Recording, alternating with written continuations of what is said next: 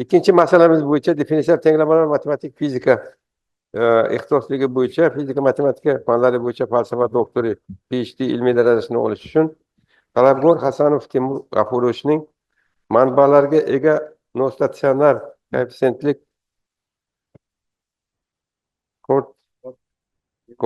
Kortebek de Vries tenglamasining tez kamayuvchi va davriy funksiyalar sinflarida integrallash mavzusidagi dissertatsiyasi ishi Abdurahmon Beruniy nomidagi Urganch davlat universitetida bajarilgan.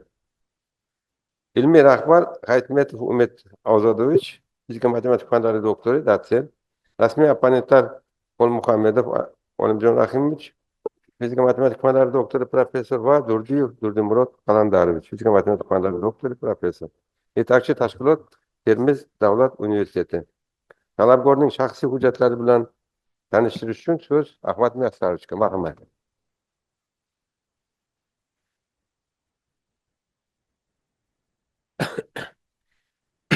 Toshkent kimyo xalqaro universiteti Samarqand filiali aniq fanlar kafedrasi o'qituvchisi Hasanov Temur G'ofurjonovich tomonidan dissertatsiya himoyasi uchun zarur bo'lgan barcha hujjatlar ilmiy kengashga taqdim qilingan. Hasanov Temur G'ofurjonovich 1997-yil 27-yanvarda Xorazm viloyati Urganch shahrida ziyoli oilasida tug'ilgan. Millati o'zbek, oilali. U 2011-yilda Xorazm viloyati Urganch shahridagi 18-sonli maktabning 9-sinfini bitirgan va Samarqand davlat arxitektura qurish instituti qoshidagi 1-son akademik litseyga o'qishga qabul qilingan. U 2015-yilga Urganch davlat universiteti fizika matematika fakultetiga talabalikka qabul qilingan hamda 2019-yilda Urganch davlat universitetini tamomlagan. U 2019-2021-yillarda Urganch davlat universitetida differensial tenglamalar va matematik fizika mutaxassisligi bo'yicha magistratura bosqichida tahsil olgan. 2021-yil avgust oyida shu yilning dekabr oylarida Urganch davlat universiteti amaliy matematika va matematik fizika kafedrasi stajyor o'qituvchisi, 2022-2024-yillarda Urganch davlat universiteti 01-01-02 differensial tenglamalar va matematik fizika ixtisosligi tayanch doktoranti, 2025-yildan Toshkent kimyo xalqaro universiteti Samarqand filiali aniq fanlar kafedrasi o'qituvchisi hisoblanadi. Dissertatsiya mavzusi bo'yicha jami 25 ta ish chop etilgan. Shulardan O'zbekiston Respublikasi Oliy attestatsiya komissiyasining falsafa doktori dissertatsiyalari asosiy ilmiy natijalarni nashr qilishga tavsiya etilgan ilmiy nashrlarda 9 ta, jumladan 5 ta xorijiy va 4 ta respublika jurnallarida ishlar chop etilgan. Temur Hasanovning dissertatsiyasi avtoreferat elektron nusxalari ilmiy kengash veb sahifasi va Ziyonet ta'lim axborot tarmog'ida joylashtirilgan. Malaka imtihonlaridan olgan baholari chet tili ingliz tilidan 5.86 ball, mutaxassis fandan 5.93 ball. Barcha hujjatlar O'zbekiston Respublikasi Oliy attestatsiya komissiyasining ilmiy darajalar berish tartibi to'g'risidagi nizomga asosan rasmiylashtirilgan. Rahmat. Talabgorning shaxsiy hujjatlari bilan tanishdik. Unga doir bir savollar bo'lsa agar marhamat ilmiy kotibga. Savollar bormi? Yo'q savollar. Rahmat. O'tiring. Dissertatsiyaning asosiy mazmuni va natijalarini bayon etish uchun so'z Temur G'afurovichga beriladi. Marhamat.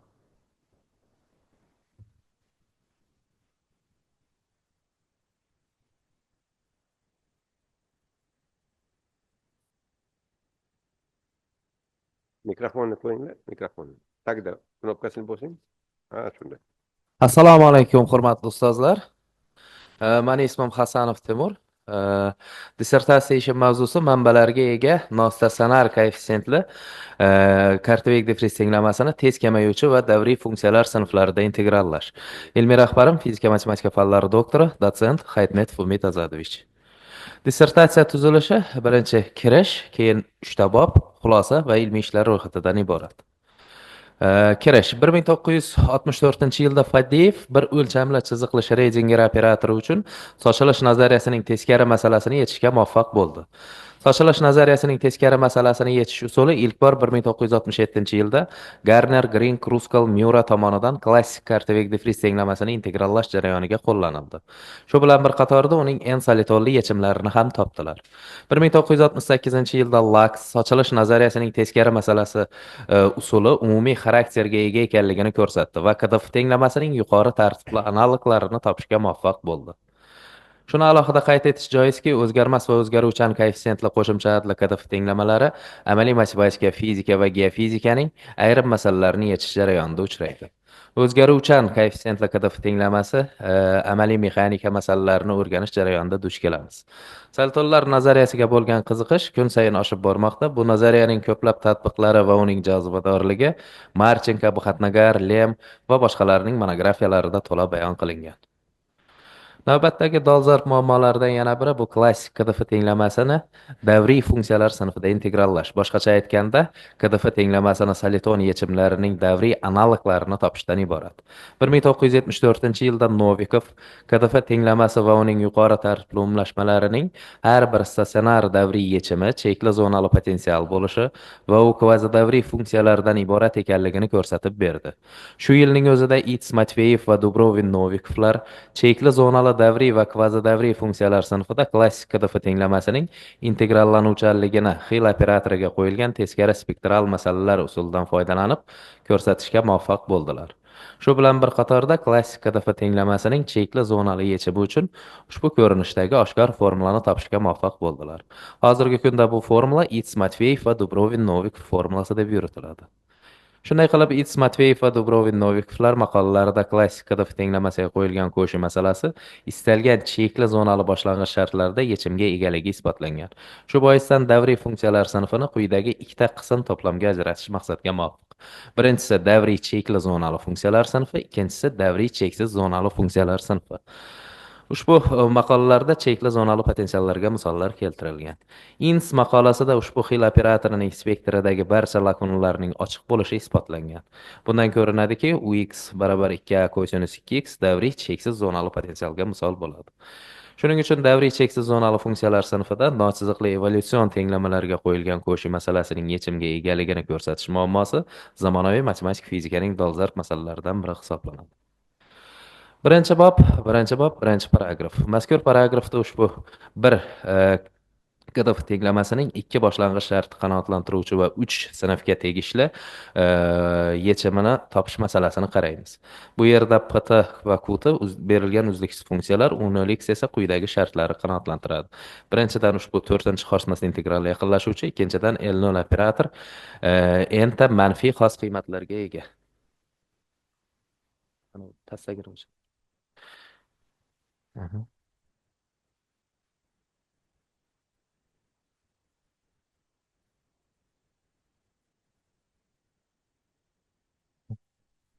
Ushbu paragrafda bir to'r qo'shi masalasining UX da yechimini 5 shturmli operatoriga qo'yilgan sochilish nazariyasining teskari masalasini yechish usuli orqali qurish algoritmini bayon qilamiz. 5 shturmli tenglamasining quyidagi 6 ko'rinishdagi asimtotikalarni qanoatlantiruvchi yechimlariga bu tenglamaning yo'st yechimlari deyiladi.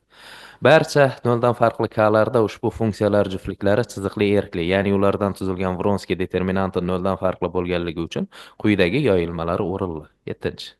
Bundan tashqari fx kati va gx kati yo's yechimlari uchun quyidagi Levin tasvirlari o'rinli. 8. Bu yerda k plus minus x y da yadrolar ux da funksiya bilan quyidagicha bog'langan. 9 ko'rinishda. Birinchi ta'rif ushbu tengliklar orqali aniqlangan r plus minus kati funksiyalarga sochilish nazariyasining qaytish koeffitsientlari deyiladi. 7 tenglamadagi a kati va b kati funksiyalar quyidagi xossalarga ega. A 10, 11, 12. B A kati funksiya yuqori yarim tekislikka analitik davom qiladi hamda chekli sondagi oddiy nollarga ega bo'ladi. Bundan tashqari bu nollarning kvadrati L operatorining oddiy xos qiymatlaridan iborat bo'ladi. Ya'ni lambda n = minus kappa n kvadratdir. Bundan esa ushbu 13 munosabat kelib chiqadi. Bu yerda bjtlarga normallovchi o'zgarmaslar deyiladi. S. Haqiqiy noldan farqli klarda r plus kati funksiya quyidagi xossalarga ega. D. Ushbu funksiya yuqori yarim tekislikka uzluksiz chegaralangan bo'lib, quyidagi munosabatlar o'rinli bo'ladi. Bu yerda a kati quyidagi formula bilan aniqlanadi. Y. Ushbu funksiyalar har bir a uchun quyidagi shartlarni qanoatlantiradi. Ikkinchi ta'rif. Ushbu to'plamga LT sochilish nazariyasining berilganlari deyiladi. Uchinchi ta'rif LT operatorining sochilish nazariyasining berilganlarini topishga to'g'ri masala deyiladi. Sochilish nazariyasining berilganlari orqali shturmli operatorining potensialli UX ni topishga teskari masala deb ataladi. 8 Levin tasviridagi K plus X, Y, T yadrolar ushbu 14 Gelfand-Levitan Marchenko integral tenglamasining yagona yechimidan iborat bo'ladi. Bu yerda F plus X da quyidagi 15 formula orqali aniqlanadi. Teorema Marchenko Shtrumleyl operatorining UX potensiali o'zining sochilish nazariyasining berilganlari orqali bir qiymatli aniqlanadi. Teorema Levitan ushbu to'plam 4 shartni qanoatlantiruvchi UX potensialga ega 5 tenglamaning sochilish nazariyasining berilganlari bo'lishi uchun A dan Y gacha shartlarining bajarilishi zarur va yetarlidir. Birinchi teorema: faraz qilaylik UX funksiya bir to'rk masalaning yechimi bo'lsin. U holda Elta operatorining sochilish nazariyasining berilganlari quyidagi Garner, Green, Kruskal, Miura differensial tenglamalarining analoglarini qanoatlantiradi. 16, 17, 18. Birinchi izoh: 16, 18 Garner, Green, Kruskal, Miura differensial tenglamalarining analoglarini yechib topilgan ushbu 19 to'plam A dan Y gacha shartlari qanoatlantiradi. Shuning uchun ular biror LT Shtrumleyl operatorining sochilish nazariyasining berilganlaridan iborat bo'ladi. Birinchi natija: bir to'rt ko'shi masalasining 3 sinfga tegishli yagona global yechimi mavjud. Endi bir to'rt masalaning yechimini qurish algoritmini keltiramiz. 4 shartni qanoatlantiruvchi berilgan U0x funksiya yordamida ushbu L0 operatori tuzib olamiz va uning sochilish nazariyasining berilganlarini topamiz. Birinchi teoremada olingan 16-18 differensial tenglamalarini yechib, L operatorining 19 ko'rinishidagi sochilish nazariyasining berilganlarini topamiz.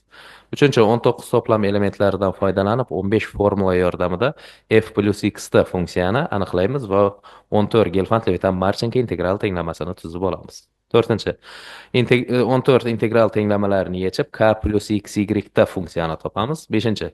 Ushbu formula yordamida bir to'r masalaning global yechimini topamiz.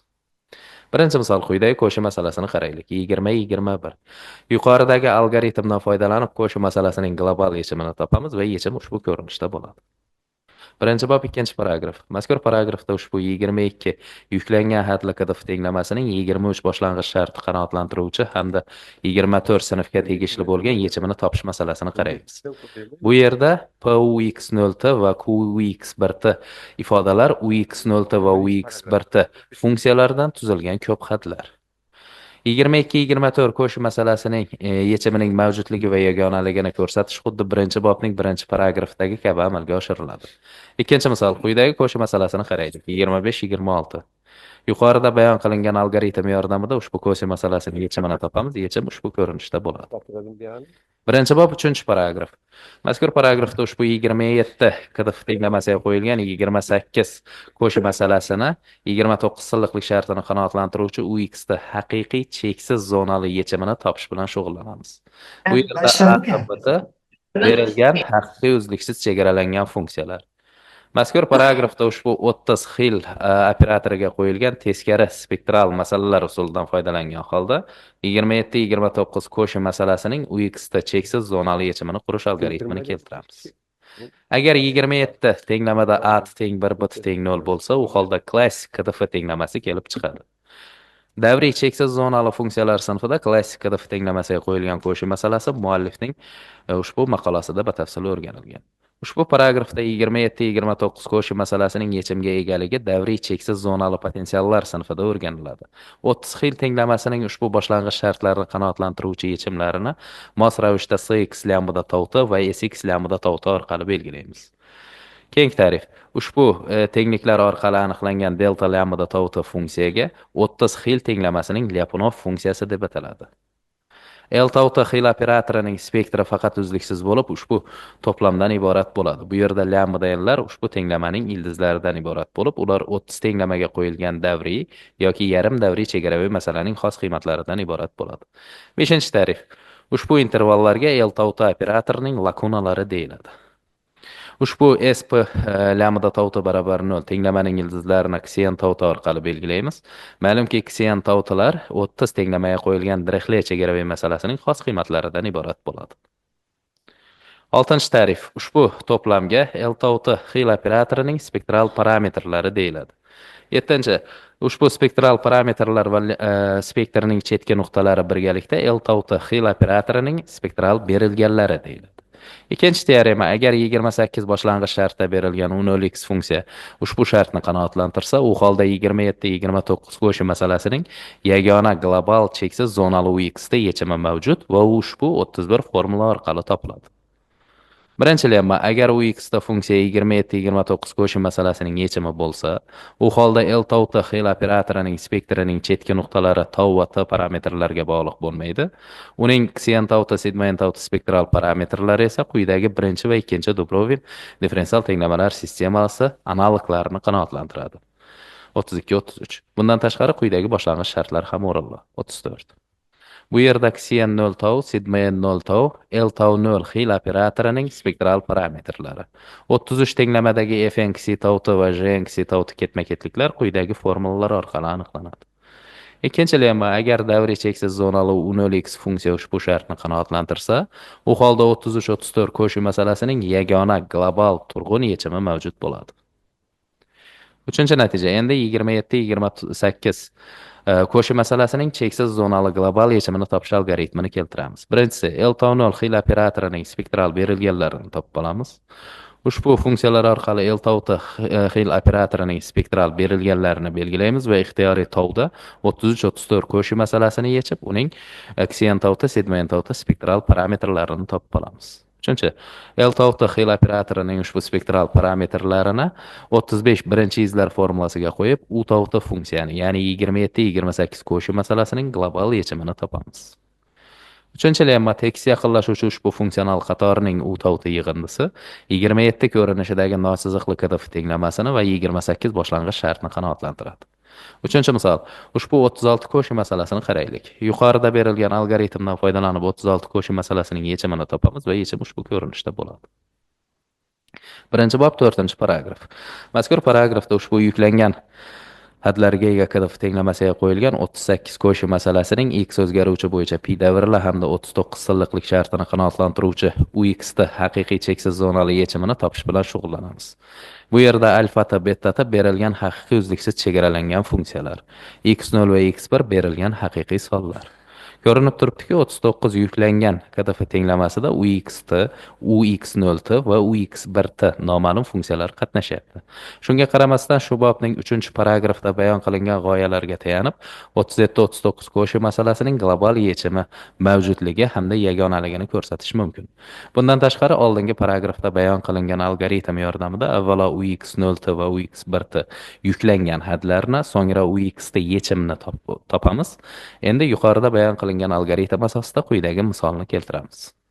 4-misol: 40 qo'shim masalasini qaraylik.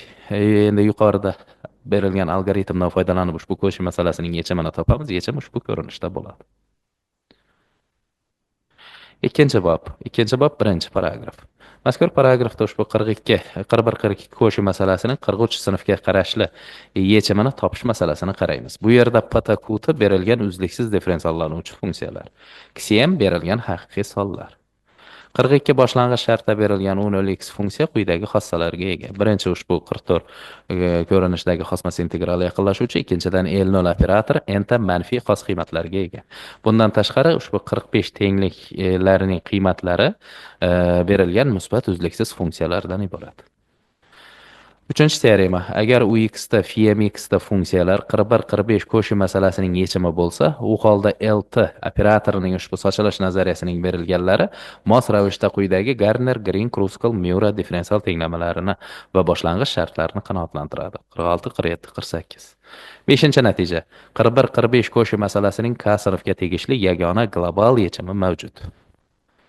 Birinchi bobning 1-paragrafda qo'llanilgan birinchidan 5-gacha algoritmlardan foydalanib, avvalo 41-45 masalaning UX da global yechimi topiladi. So'ngra ushbu tenglamadan va 45 shartdan foydalanib FMX da funksiyani topib olamiz. 5-misol: quyidagi qo'shim masalasini qaraylik. 49-50. Yuqorida berilgan algoritmdan foydalanib bu misolning global yechimini topamiz. Yechim ushbu ko'rinishda bo'ladi. Ikkinchi bob 2-paragraf. Mazkur paragrafda ushbu 51-52 qo'shim masalasining 53 sinfga qarashli yechimini topish bilan shug'ullanamiz. Bu yerda p ux0t va qux1t koeffitsiyentlar, ux0t va ux1t noma'lum funksiyalardan tuzilgan ko'p hadlar. Xm, x0, x1 berilgan haqiqiy sonlar. 51-53 qo'shi masalasining yechimining mavjudligi va yagonaligini ko'rsatish xuddi 41-43 qo'shi masalasini yechimining mavjudligi va yagonaligini ko'rsatganimizdek kabi amalga oshiriladi. 6-misol quyidagi qo'shi masalasini qaraylik. 54-55. Yuqorida taklif etilgan algoritm yordamida 54-55 qo'shi masalasini global yechimini topamiz va yechim ushbu ko'rinishda bo'ladi. 3-bob, 1-paragraf. Mazkur paragrafda ushbu 56 qo'shimcha adli va manbali KDF tenglamasiga qo'yilgan 57 qo'shi masalasining 58 silliqlik shartini qanoatlantiruvchi x o'zgaruvchi bo'yicha p davrli UX da haqiqiy yechimini topish bilan shug'ullanamiz. Bu yerda a tabata berilgan haqiqiy uzluksiz chegaralangan funksiyalar, psi plus minus funksiyalar esa ushbu 59 xil tenglamasining flakiy yechimlari. Lambda k L tauti operatorining spektrining chetki nuqtalari. Alfa kati berilgan ketma-ketliklar hadlari esa ushbu shartni qanoatlantiruvchi uzluksiz funksiyalardan iborat. 4-teorema. Agar UX da psi plus minus x lambda kati funksiyalar 56-58 qo'shi masalasining yechimi bo'lsa, u holda L tauti xil operatorining spektrining chetki nuqtalari tau va t parametrlarga bog'liq bo'lmaydi. Uning ksian tauta, sigmoid tauta spektral parametrlari esa quyidagi 60 Dubrovin-Turbovis differensial tenglamalar sistemasining analogini hamda ushbu 61 boshlang'ich shartlarini qanoatlantiradi. 60 tenglamadagi J ksi tauta ketma-ketlik quyidagi formula orqali aniqlanadi. 6-natija. 3-natijadan foydalanib, avvalo 56-58 qo'shi masalasining UX da global yechimi topiladi. So'ngra ushbu flakiy yechim esa mana bu tenglamadan foydalanib topamiz. 7-misol. Ushbu 62-63 qo'shi masalasini qaraylik. Bunda U0x funksiya bir zonali potensial. Yuqorida aytilgan algoritm asosida bu masalani global yechimini topamiz va yechim ushbu ko'rinishda bo'ladi. 3-bob 2-paragraf. Mazkur paragrafda ushbu 64 yuklangan hadli KDF tenglamasiga qo'yilgan 65 qo'shi masalasining 66 silliqlik shartini qanoatlantiruvchi x o'zgaruvchi bo'yicha p davrli cheksiz zonali UX da psi plus x lambda t yechimini topish bilan shug'ullanamiz. Bu yerda a tabata berilgan haqiqiy uzluksiz chegaralangan funksiyalar, x0 va x1 berilgan haqiqiy sonlar. 64-66 qo'shi masalasi yechimining mavjudligi va yagonaligini ko'rsatish xuddi 56-59 qo'shi masalasining yechimining mavjudligi va yagonaligini ko'rsatganimizdek kabi amalga oshiriladi. 8-misol. Ushbu 67 qo'shi masalasini qaraylik. Yuqorida taklif qilingan algoritmdan foydalanib ushbu misolni yechimini topamiz. Yechim ushbu ko'rinishda bo'ladi. Ana endi psi plus flakiy yechimini topish uchun mana bu tenglamani odatdagidek yechish usuli orqali aniqlanadi.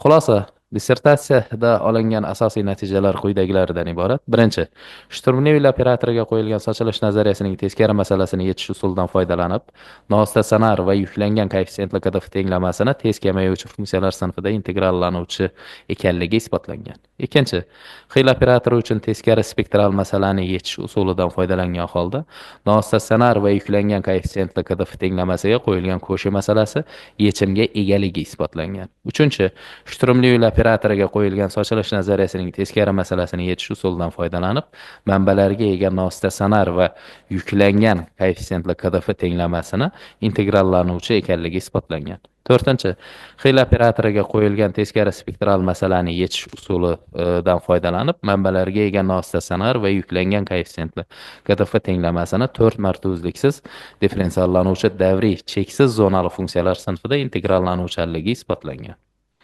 Ilmiy ishlar ro'yxati. Dissertatsiya ishimning qisqacha mazmuni shulardan iborat. E'tiboringiz uchun rahmat. Marhamat. Talabgorga savollar bo'lsa agar ilmiy kengash a'zolari, mehmonlardan marhamat. Marhamat. Tez kamayuvchi funksiyalar sinfiy qaralyapti. Albatta. Kamayish tezligi aniqlanganmi yoki bir ma'no funksiya bilan ifodalanadi? Hozir davlat bir daqiqa. UX0 plus p teng UX0 davriy funksiya qaralgan. Bu umumiy funksiyami yoki trigonometrik funksiya bo'lishi ham mumkinmi? Hozir. Tak. Mana tez kamayuvchi funksiyalar sinfi. Birinchidan mana bu limit mavjud bo'lib, mana bu xosmas integral yaqinlashuvchi bo'lsa, bu holda bunday funksiyalarga tez kamayuvchi funksiyalar deyiladi. Keyingi savolingiz davriy funksiyalar sinfidamidi? davriy cheksiz zonali funksiyalar sinfi u quyidagicha bo'ladi.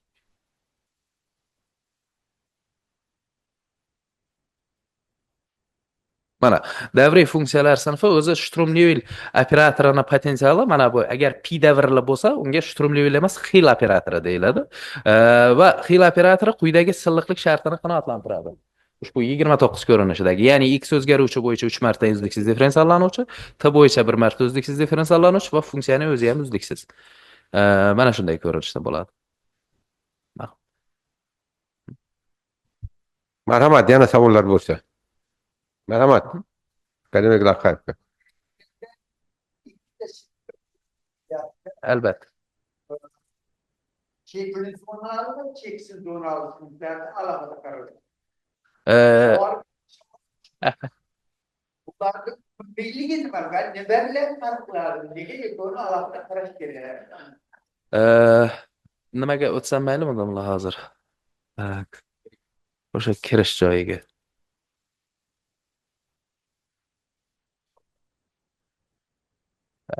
Mana shu yerda davriy funksiyalar sinfini biz davriy cheksiz zonali funksiyalar sinfida qaraganmiz. Hamma qaragan narsalarimiz yo'q, u chekli zonalida qaralgan u narsalar. Bizni qilgan ishimiz bu cheksiz zonalida qaraganmiz. Ya'ni spektrdagi barcha lakunalar ochiq u yerda. Demak, chekli zonali Chekli zonali qaralgan oldin. Cheksiz zonali, ya'ni rahmat. Marhamat, yana kimga savollar bor? Boshqa savollar yo'q. Rahmat, o'tiring. Marhamat, so'z ilmiy rahbar, fizika matematik fanlari doktori Polmetov Umid Azadovichga. Rahmat.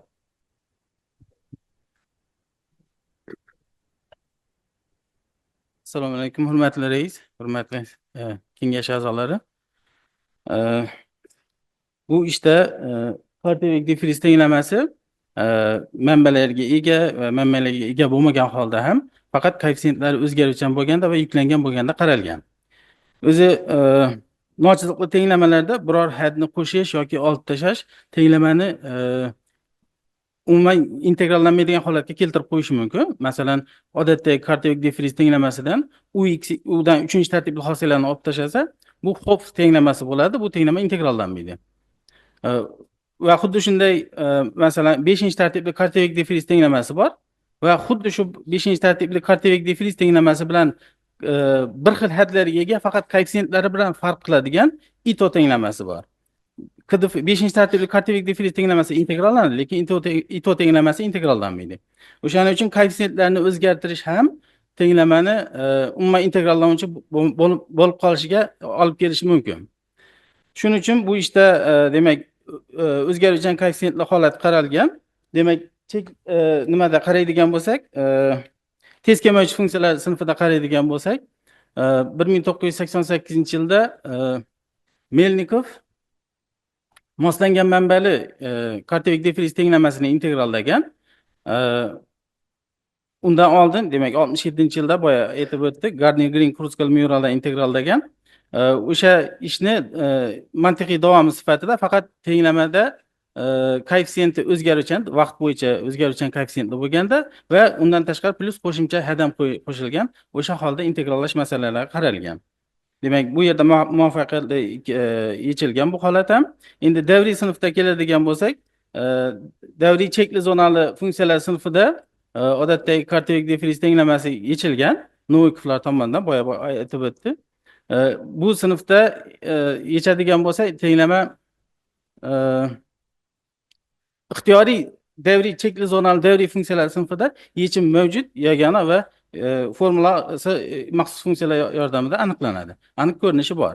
Endi bu holda cheksiz zonali funksiyalar sinfida esa shu o'tadimi degan savol qo'yilgan. Bu demak, hamma cheksiz zonali davriy funksiyalar sinfida bu o'tmas ekan. Demak, boshlang'ich shartimiz 4 marta uzluksiz differensiallanuvchi, kamida 4 marta uzluksiz differensiallanuvchi bo'lishi kerak ekan. Shu isbotlangan va barcha demak qaralgan masalalarda o'sha narsalar ko'rsatilgan. Dissertantning o'ziga keladigan bo'lsak, o'zi demak yoshligidan hattoki maktabga bormasidan oldin ham taniyman. E, Tirishqoq, harakatchan, talabchan, talantli yigit. E, Xudo xohlasa nasib qilsa undan keyin ham davom qildiradi degan umiddaman. Sizlarni qo'llab-quvvatlashingizni so'rab qolaman. Rahmat, marhamat. Ilmiy rahbar Xalmetov Umid Azadovichga savollar bormi? Savollar yo'q. Rahmat. Savollar bo'lmasa agar so'z Ahmad Muyassarovga beriladi. Dissertatsiya bajarilgan, aprobatsiya o'tgan ilmiy muassasalar va yetakchi tashkilotlar xulosalari bilan tanishtirish uchun. Marhamat.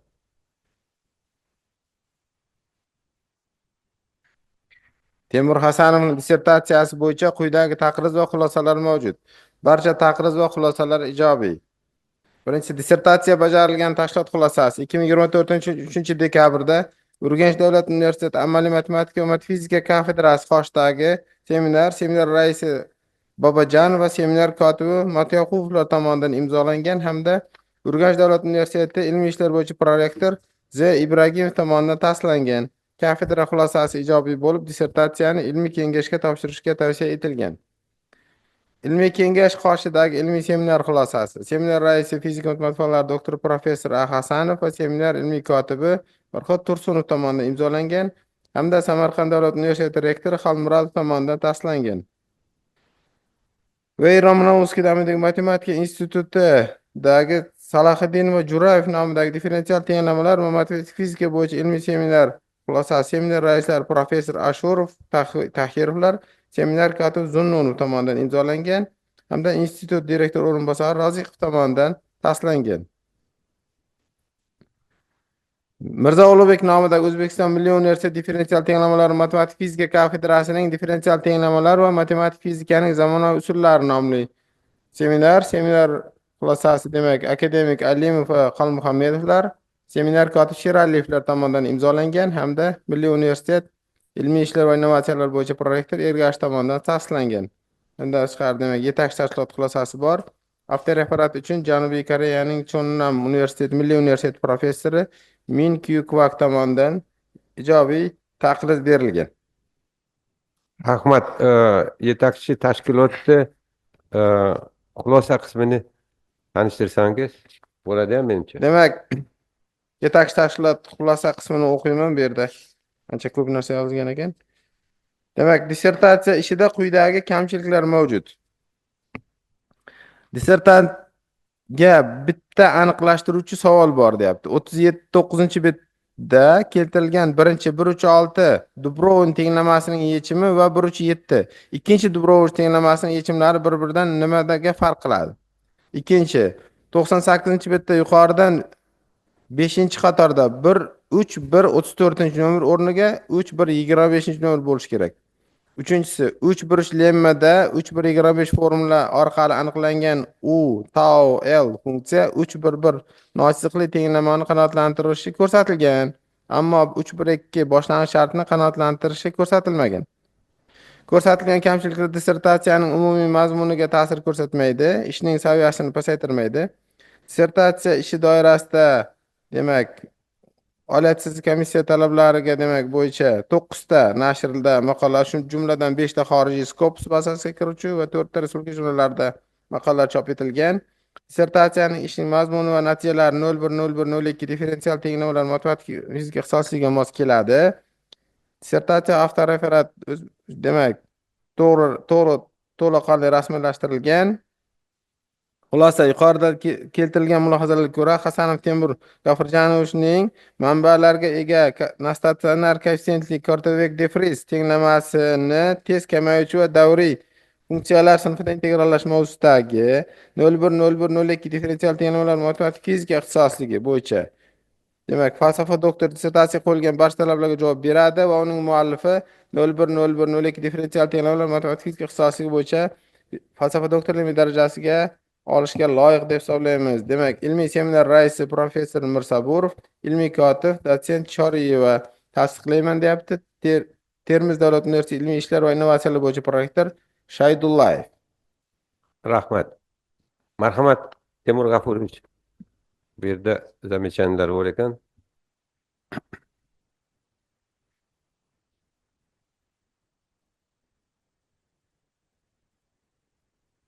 Bu o'rinda Termiz davlat universiteti jamoasiga o'zimni samimiy minnatdorchiligimni bildiraman bildirilgan yaxshi taqriz uchun. Ana endi zamechaniyalardan oldin bitta savol berilishgan ekan, ya'ni birinchi va ikkinchi Dubrovin differensial tenglamalari bir-biridan nimaga farq qiladi? Biz o'sha nochiziqlik Kartvek differens tenglamasiga qo'yilgan qo'shiq masalasini yechimi o'sha sochilish nazariyasining berilganlari orqali topib olishimiz kerak. O'shaning uchun Ksien Tauta yechim bevosita biz qurgan masaladan kelib chiqadi. Birinchi Dubrovin deb aytadiganimiz bu bevosita Shturm-Liouville masalasi uchunki nima? Dubrovin tenglamasi hisoblanadi. Bu qayerda qo'llaniladi? Ya'ni yechimni olingan yechim tenglamani qanoatlantiruvchi ikkinchi Dubrovindan kelib chiqadi va boshlang'ich shartni qanoatlantiruvchi birinchi Dubrovin orqali ifodalanadi. Savolga javob shundan iborat. Qolgan ko'rsatilgan kamchiliklarga hech qanday e'tirozim yo'q. Keyingi ilmiy ishlarimda bular bunaqa xatoliklar qilmaslikka Rahmat. harakat qilmoqda. Rahmat. Bo'lmasa so'z birinchi rasmiy opponent, fizika matematika fanlari doktori professor Xolmuhammedov Olimjon Rahimovичga beriladi. Marhamat, Olimjon aka. Yana bir bor assalomu alaykum, hurmatli rais, hurmatli ilmiy kengash a'zolari. Demak, taqriz 4 betdan iborat, lekin hammasini o'qib beraman qisqacha. Ozgina dolzarbligi haqida ham xulosa qismiga agar ruxsat bersanglar to'xtalib o'taman. Hozirgi kunda olib borilayotgan ilmiy amaliy tadqiqotlar chiziqli bo'lmagan muhitlarda solitonsimon hamda davriy to'lqinlarning tarqalishini va o'zaro ta'sirlashishlarini o'rganishga qaratilgan. Bunday jarayonlarning matematik modellari bo'lsa, chiziqli bo'lmagan xususiy xoslarli differensial tenglamalar orqali ifodalanadi. Olimjon aka, Chiziqli bo'lmagan yoqib xusus- qo'ysangiz yaxshi bo'lardi. Labay? Kamerangiz yoqilmagan. Kamerani yoqaymi? Men demak taqrizni ko'rsataymi yo o'zim ko'rib turaymi? Sizni ko'rib tursak yaxshi-da. Yaxshi, yaxshi. Rahmat. Xo'p, demak, chiziqli bo'lmagan xususiy xoslarli differensial tenglamalarni integrallash muammosi zamonaviy matematik fizikani dolzarb masalalaridan ekanligi hammamizga ma'lum. Va hozirgi kunda bunday masalalarni yechish uchun turli xil usullar ishlab chiqilgan. Bu usullarning orasida mana shu sochilish nazariyasining teskari masalasi va teskari spektral masalalar usullari muhim ahamiyat kasb etadi. Endi bu yo'nalishda mana dissertantam ilmiy rahbar ham aytib ketishdi. Hozirgi kunda juda ko'p olimlarning biz respublikamizda, chet ellarda demak qilinayotgan ishlar haqida ko'p gapirildi. Buni men qaytarib o'tirmayman, faqat dissertatsiya haqida aytish mumkin bo'lsa, demak ushbu dissertatsiya kirish qismi 3 ta bob, xulosa bob foydalanilgan adabiyotlar ro'yxatidan iborat.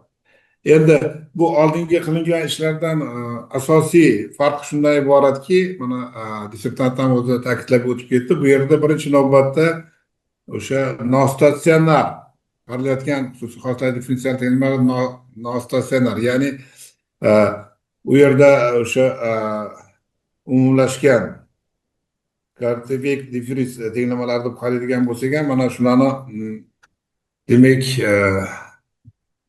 shunda t vaqt bo'yicha o'zgaruvchi koeffitsiyentlar qatnashadi. Bundan tashqari demak bu masalani yechimini qidirishda demak ikki xil sinflarda. Birinchidan tez kamayuvchi funksiyalar sinfida, lekin tez kamayuvchi funksiyalar deganda biz umumlashgan ma'noda emas. Odatda fiziklar tez kamayuvchi deganda kamayish tezligini chekslikda o'sha koeffitsiyentlar qanday o'rni tutishi bilan baholaydi.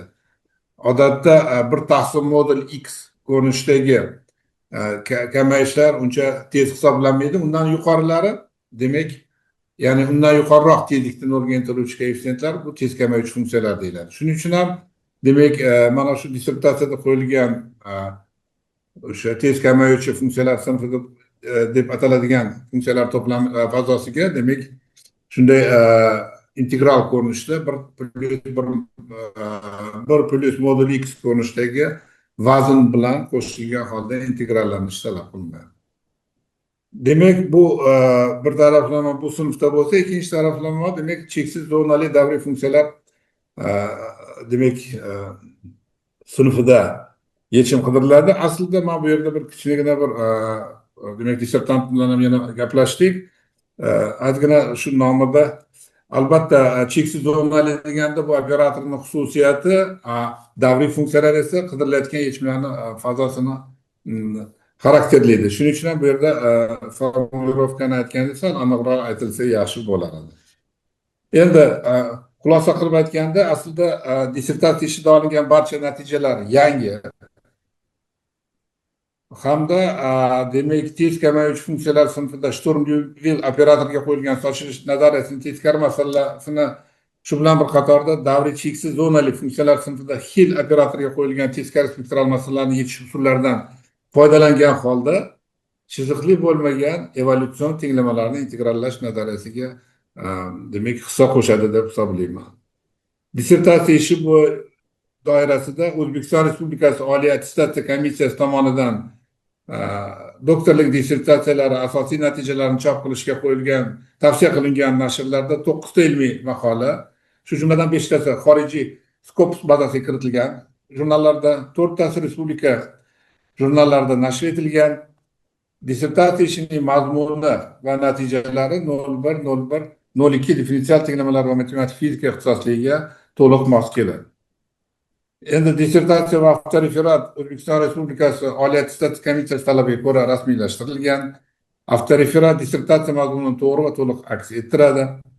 Dissertatsiya ishining rasmiylashtirilishi va mazmuni bo'yicha ishning umumiy bahosiga ta'sir qiluvchi jiddiy kamchiliklar hamda jiddiy matematik xatolar mavjud emas deb xulosa qildim men. Demak, endi ba'zi bir opechatkalar yoki rus tilida yozilganda joylarda ba'zi bir kichkina demak opechatkalar mavjud, lekin bu narsalar demak hech qanday hattoki tahrirda yozish darajasida muhim ahamiyat kasb etmaydi deb deganim uchun demak bu yerda hech qanday kamchiliklar keltirganim yo'q. Xulosa qilib aytganda, Hasanov Temur G'ofurjonovichning manbalarga ega nostatsionar koeffitsiyentli Kartevek de Vries tenglamasini tez kamayuvchi va davriy funksiyalar sinflarida integrallash mavzusidagi dissertatsiya ishi O'zbekiston Respublikasi Oliy attestatsiya komissiyasining falsafa doktorlik dissertatsiyalariga qo'yilgan barcha talablariga javob beradi va uning muallifi 01.01.02 differensial tenglamalar va matematik fizika ixtisosligi sohasida fizika va matematika fanlari bo'yicha falsafa doktori PhD ilmiy darajasini olishga loyiq deb hisoblayman. E'tiborlaringiz uchun rahmat. Rahmat Alimjon Rahimovich. Hech qanaqa nimalar yo'q, kamchiliklar aytmadingiz. Bo'lmasa so'z ikkinchi opponentimiz Durdimurod Qalandarovga beriladi. Rahmat sizga. Assalomu alaykum, hurmatli rais, hurmatli kengash a'zolari. Ovozim eshitilyaptimi? Eshitilyapti, yaxshi. Xo'p, mana dissertantning o'zi, ilmiy rahbari hamda birinchi rasmiy opponent Olimjon aka yaxshi batafsil to'xtalib olingan natijalar haqida gapirdilar. Men qisqa bo'laman. Haqiqatda ushbu dissertatsiya ishining katta yutug'i sifatida e'tirof etish kerakki, demak yechim Kartevek de Vries tenglamasi uchun, uning umumlashmalari uchun yechim qaralayotgan sinf bu davriy cheksiz zonali funksiyalar sinfi hamda yetarlicha silliqlikka ega bo'lgan funksiyalar sinfi. Qanaqangi silliqlikka ega bo'lishi uning tartibi haqida dissertant gapirib berdi. Mana shu demak ma'lum bo'lgan oldingi natijalarni, oldingi rezultatlarni qaysidir ma'noda umumlashtirilgan. Qaralayotgan tenglamalarga qarasak, ular ancha-muncha murakkab. O'sha Kartevek de Vries tenglamasini umumlashtiradi. Xususan birinchi bobida tenglamaga yuklangan koeffitsiyentli had qo'shiladi. Shu bilan birga tenglamaning mana o'ng tarafiga nostatsionar bo'lgan koeffitsiyent, ya'ni t vaqtga bog'liq bo'lgan koeffitsiyent ham ko'paytiriladi. Keyingi mana demak bobida yuklangan xat bilan birga yana yuklangan chekli yig'indili manba ham qaralyapti. Keyingi 3-bobida esa ham demak koeffitsient yuklangan, ham manba funksiyasi cheksiz qator sifatida qaralyapti. Bunday tinglamalar uchun qo'shiq masalasini qarash ancha-muncha qiyinchiliklarga olib keladi. Shunga qaramasdan dissertant bu masalalarni yaxshi hal qilgan. Shuni aytish kerakki, har bir bob mustaqil xarakterga ega. Ya'ni bu juda muhim hisoblanadi. Yana demak murakkabroq qaralgan tinglamalardan oldingi boblarda qaralgan, paragraflarda qaralgan masalalar kelib chiqmaydi. Shuning uchun bu mustaqil xarakterga ega har bir bob. Endi qisqa qiladigan bo'lsak, dissertatsiya ishiga kamchilik ko'rsatganman, ikkita kamchilik ko'rsatganman. Bu kamchiliklar endi har bir dissertatsiyada bo'ladigan kamchilik. Albatta, ma'lum bir narsalar e'tiborga olinmay qoladi. Ular demak uncha katta ahamiyatga ega bo'lmagan. Buni masalan birinchisida qator betlarda dissertatsiyaning Weierstrassning elliptik funksiyasi qaralyapti. Demak kiritilgan, lekin o'sha joyda bu funksiya mana shunday deb aytib ketilsa maqsadga muvofiq.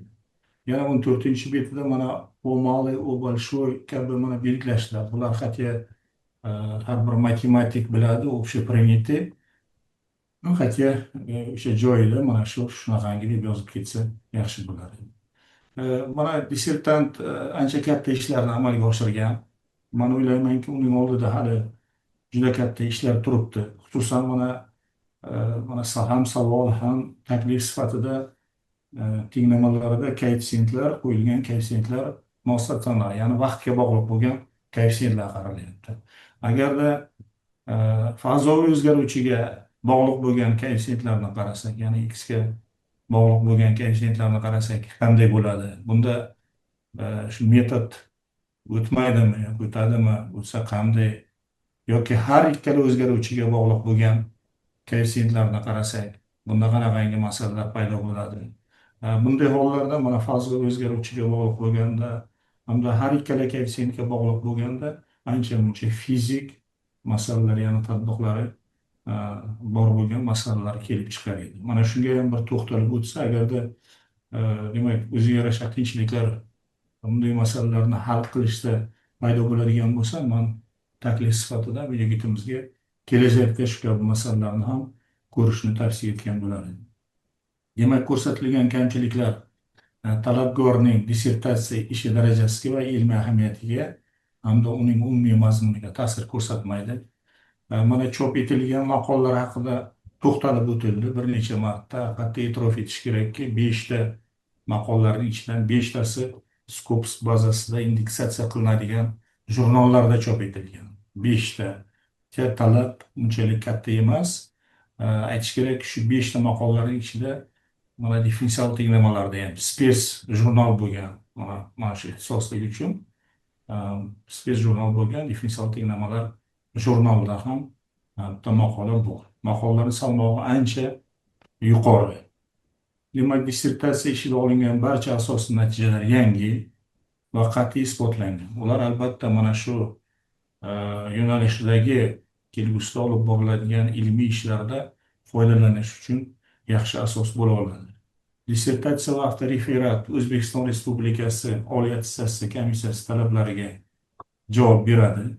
Dissertatsiya ishning rasmiylashtirilishi va mazmuni bo'yicha ishning umumiy bahosiga ta'sir qiluvchi jiddiy matematik kamchiliklar mavjud emas. Demak, yuqoridagilardan kelib chiqib, talabgor Hasanov Timur G'afurjonovning manbalarga ega nosatsionar koeffitsiyentli kartvega defris tinglamasini tez kamayuvchi va davriy funksiyalar sinfida integrallash mavzusidagi dissertatsiya ishi O'zbekiston Respublikasi Oliy attestatsiya komissiyasining PhD doktorlik dissertatsiyalariga qo'yilgan barcha talablarga javob beradi va uning muallifi 01/01/02 differensial tinglamalar va matematik fizika ixtisosligi sohasida fizika matematika fanlari bo'yicha falsafa doktori PhD ilmiy darajasini olishga loyiq deb hisoblayman. E'tiborlaringiz uchun rahmat. Katta rahmat. Marhamat, Timur G'afurovich. O'zginagina ham kamchiliklar bor ekan, qani.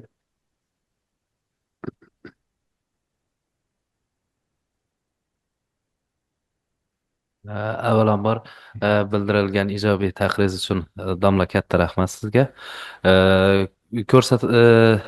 Opponentimning taqrizda ko'rsatilgan barcha kamchiliklarga roziman. Keyingi ilmiy ishlarimda bunday kamchiliklarga yo'l qo'ymayman. Rahmat. Rahmat. Bo'lmasa, marhamat, kimga qanaqa takliflar bor, so'zga chiquvchilar bor, umumiy muhokamaga o'tamiz. Mümkünmü? Zoom'dan teklif Tamam. bildirsek. So'z Bobojonovga, Xorazmdan. Marhamat. Assalomu alaykum, hurmatli kengash a'zolari, hurmatli qatnashchilar. Temur Bekni bizlar shu bakalavr darajasidan shu yerda o'qitganmiz. Urganch davlat universitetida magistrligi ham, PhD, tayanch doktoranturasi ham mana shu dargohda bajarilgan. Shu o'zini o'qish davrida mana shu bizlarning seminarlarda juda ko'p ma'ruzalar qilgan bu yo'nalish bo'yicha, shu olib borayotgan dissertatsiyalar bo'yicha juda harakatchanligi shu paytdan sezilgan. Ya'ni qisqaroq qilib aytadigan bo'lsam, shu Hasanovlar sulolasidan ekanligiga munosib bo'lgan bizlarda o'qigan paytlarida. Mana hozir ko'rdik, olgan natijalari ham hammasi yaxshi, yaxshi jurnallarda chop qilingan. O'zi bo'lsa juda shu mehnatkash, harakatchan, har doim sezilib turadi matematiklar oilasidan ekanligi. Shu ma'ruzalar qilganda ham shu madaniyat, matematik madaniyati har doim mavjud. Shuning uchun avvalambor shu kengash a'zolaridan shu Temur G'apparovichni qo'llab-quvvatlashni so'rab qolamiz. Keyingi ishlariga muvaffaqiyat tilaymiz. Barchangizga katta rahmat, sog' salomat bo'linglar. Rahmat katta. Marhamat, kimga yana qanday fikrlar bor? So'zga chiquvchilar bormi? Marhamat.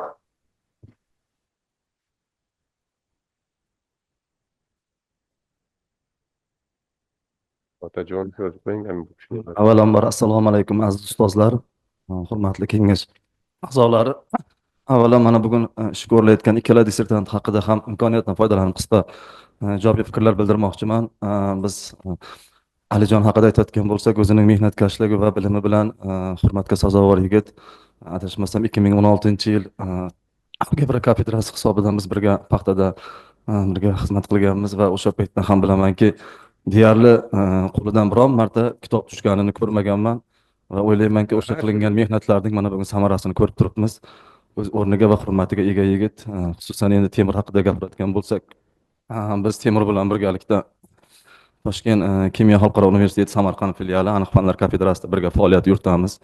Mana ancha yillardan beri birga ishlaymiz va o'zining bilimi, mehnatkashligi hamda o'zining tartib intizomi bilan jamoada o'z o'rniga va hurmatiga ega. Ikkala dissertantga ham kelajakda ilmiy ishlarida rivojlar tilab qolamiz. Doktorlik himoya ishlarida ham davomli bo'lishini istab qolamiz. Temurdagi salohiyat haqida yana bir to'xtalmoqchiman. Avvalam u katta bo'lgan muhit hamda o'sha genning ham alohida ta'siri bor deb o'ylayman. O'zbekiston matematiklari ichida o'z o'rni, o'zining maktabiga ega bo'lgan o'sha yetuk buyuk matematiklar sulolasining davomchisi. Albatta bu ishlaringizni yanada rivoj tilaymiz. Kelgusi ishlarga omad. Rahmat. Rahmat katta. Yana kimga qanday takliflar bo'lsa, marhamat. Ko'pchilar bormi yana? Yo'q, bo'ldi, yetarli. Yetarli bo'lsa agar, hurmatli ilmiy kengash a'zolari, biz hisob komissiyasining raisini saylashimiz kerak. Menimcha To'lqin yomon ishlamadilar, darrov ishladilar. To'lqinni o'zlarini hozir saylaylik deganlar qo'l ko'tarib tasdiqlab berishlarini so'rayman. Qarshi betaraflar yo'q. Rahmat. To'lqin, marhamat, ishga tushing. 5 minut tanaffus qilamiz. Boshqa masalalarimiz yo'q.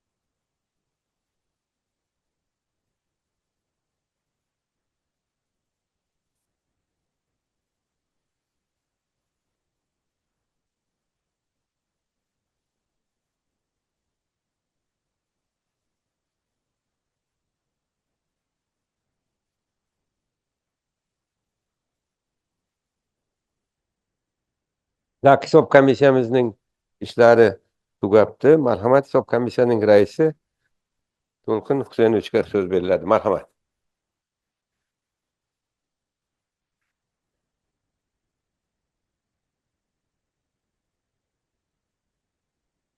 Yana bir bor assalomu alaykum. Hisob komissiyasi majlisi bayonnomasi bilan tanishtiraman. Saylangan komissiya raisi Rasulov. Komissiya Hasanov Timur G'ofurjonovning fizika matematika fanlari bo'yicha falsafa doktori PhD ilmiy darajasini olishga qo'yilgan dissertatsiyasi yuzasidan yashirin berilgan ovozlarni sanash uchun saylangan. Ilmiy kengash tarkibi 16 kishidan iborat etib tasdiqlangan. Ilmiy kengash tarkibiga hal qiluvchi ovoz berish huquqi bilan qo'shimcha kishi kiritilmagan. Majlisda ilmiy kengash a'zolaridan 15 kishi, shu jumladan ko'rib chiqilayotgan dissertatsiya ixtisosligi bo'yicha 5 nafar fan doktorlari ishtirok etdi. 15 ta byulleten tarqatildi. Tarqatilmay qolgan byulletenlar mavjud emas. Ovoz berish natijalari quyidagicha: Hasanov Timur G'ofurjonovichga fizika matematika fanlari bo'yicha falsafa doktori PhD ilmiy darajasini berish bo'yicha quyidagicha ovoz berildi. Tarafdorlar 15 ta, 100%, qarshilar yo'q, yaroqsiz deb topilgan byulletenlar yo'q. Hisob komissiyasi raisi Rasulov. Rahmat. E'tiborlaringiz uchun. Hurmatli kengash a'zolari, hisob komissiyasining mazkur bayonotini tasdiqlab berishimiz kerak. Qo'l ko'tarib tasdiqlab berishlarini so'rayman. Qarshi betaraflar yo'q. Rahmat. Sizga rahmat. Hurmatli kengash a'zolari, so'z oxirgi hozir haligi xulosa qismi qo'llaringizga tarqatilgan. O'sha xulosa qismini fikrlar qanday bo'ladi? Asos sifatida qabul qilamiz deyilyapti. Asos sifatida qabul qilamiz deganlar qo'l ko'tarib tasdiqlab berishlarini so'rayman. Rahmat. Qarshi betaraflar yo'q. Endi dissertatsiyaning tasnifi belgilari bilan aniqlab olishimiz kerak. Oldingiday, demak, dissertatsiya natijalari xususiyatlari birinchi 1/1. Tak, ikkinchisi 2/1 yuqori. Tak, qiymati. Uchinchisi dissertatsiyaning natijalari qiymati 3/2. Demak, 4-chi dissertatsiya mavzularining rejasi tadqiqotlar bilan aloqadorligi 4/2 tarmoq doirasida. Va 5-chi amaliy ahamiyatga molik dissertatsiya natijalariga qay miqyosda foydalaniladi? Tarmoq miqyosida bu ham. Demak, 5/3. Amaliy ahamiyatga molik dissertatsiya natijalariga keng foydalanish yuzasidan keng foydalanish talab etiladi deb qo'ysa bo'ladi menimcha. Agar mana shunga rozi bo'lsangizlar, shuni tasdiqlab berishlarini so'rayman. Qarshi betaraflar yo'q. Rahmat. Endi so'z talabgor Temur Hasanovga beriladi. Temur G'ofurovga.